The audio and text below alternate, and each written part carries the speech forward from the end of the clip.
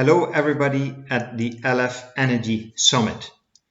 I'm very sorry I can't be with you in person, but I'm nevertheless happy that I'm able to address you through this video message with a few words of support for your work. First of all, I don't think I need to tell you that with the Green Deal, with the objective to become the first climate neutral continent, and with the Fit for 55 package of measures that is meant to put us on track towards carbon neutrality with concrete targets for 2030, we have a very ambitious plan for the energy system. And if that wasn't enough, with REPowerEU, the initiative to strengthen these measures even further in order to reduce the dependence from Russian gas as a consequence of Russia's invasion of Ukraine, our plan is even more ambitious. One of the things that the Parliament and Council have agreed on recently is that for 2030 they have committed to at least 42.5% of renewable energy in the EU's energy system, and the ambition to even have 45%. And that means for the whole energy system. And translated to electricity, and what that means for the electricity system, it is more than 70% of renewables in the electricity system. And I think at the moment we are a bit over 30%. Last year was the first year that solar and wind together were the biggest source of energy for the electricity system, a bit over 20%. So going to 70% is still a huge increase.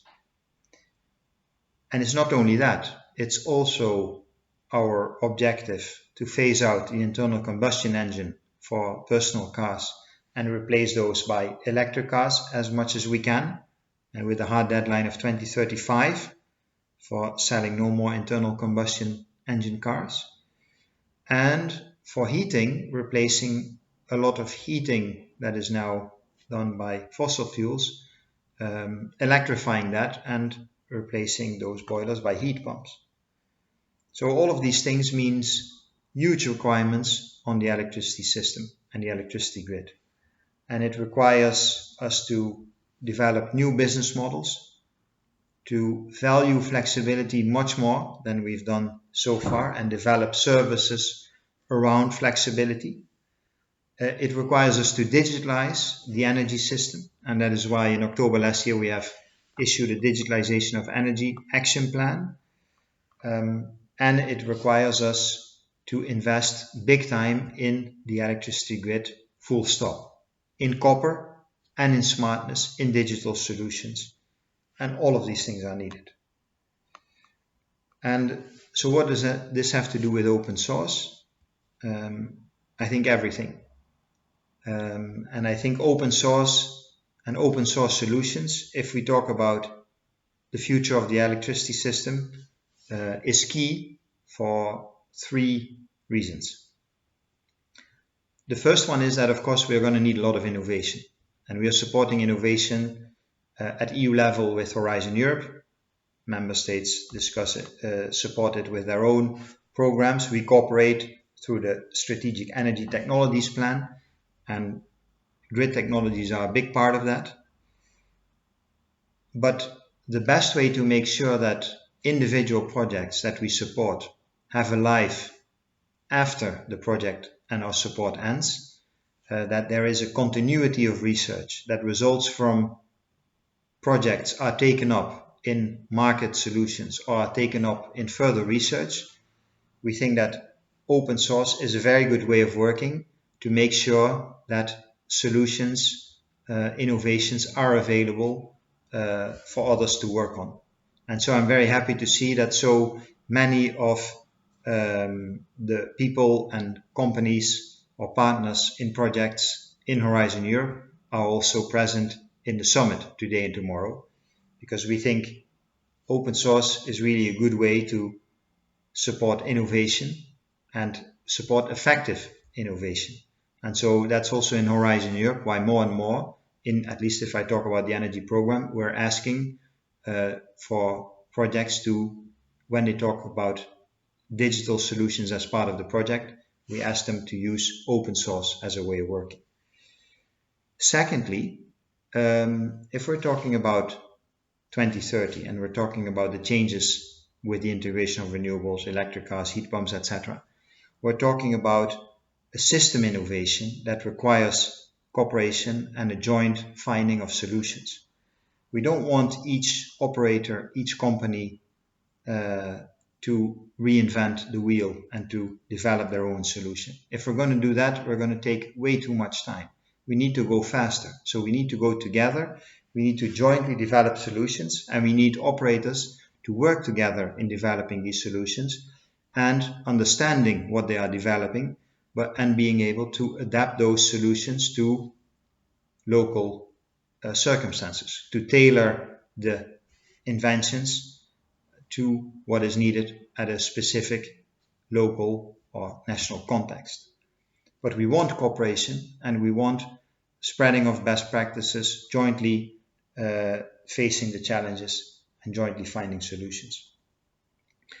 And one thing that we have done as part of the action plan to support this is to launch a digital twin of the European electricity grid. We're supporting it with Horizon Europe funding, but more importantly, we have agreed with ANSOE and EU DSO that they will develop a digital twin of the European electricity grid. So gathering all the network operators, TSOs and DSOs, together to develop a digital twin of the European electricity grid, meaning jointly investing in smartness, in digital solutions, and in making sure that they learn from each other. And they've signed a declaration of intent in December last year, and that is now being developed into a real action plan, into a real plan of work to make a digital twin of the European electricity grid a reality. And thirdly, very much linked to this, is of course that the innovations that we need to get to 2030 and to 2050 are going so fast, and we don't know everything yet. And we think that open source is the best way to innovate and to invest in a flexible way. It's a very agile model of managing innovation, and the changes are going so fast that we don't know exactly what we are going to need in 2028 or 2029. But if we develop it together, and if we are transparent and open about what we are developing, and we share the knowledge of the innovations, then the innovations will be agile and we can adapt them as we go along. And I think this is a very big added value of open source. And this is more than just, let's say, digital solutions or programming. It's also very much a state of mind. In investing and developing the European energy system or the electricity grid of the future, we need an open source state of mind. We are in this together. We are one electricity system in the EU, and we need to jointly lift it up and make it ready for the challenges of the future. And we can take confidence, and I think we can take pride in what we have achieved so far. Because when we were talking in more or less 15 years ago about 20% renewables as an ambition, we heard many people say, this is not possible, we will have blackouts, it's too difficult, we don't even know how this is going to work, it's very dangerous, it's a bad idea. We are in 2023, we have done it, but we are not there yet. So we can have confidence in what we have done so far, but use it also as inspiration and give us the courage to go further, because we still need to do a lot, and we need to innovate and develop much more if we want to get to 2030. But the open source way of working, the open source state of mind will really be crucial in making that happen. So I wish you every success in your work. I wish you a very good conference, and I hope to hear a lot about the results as we go along on our joint way to 2030. So thank you very much, and see you. Bye bye.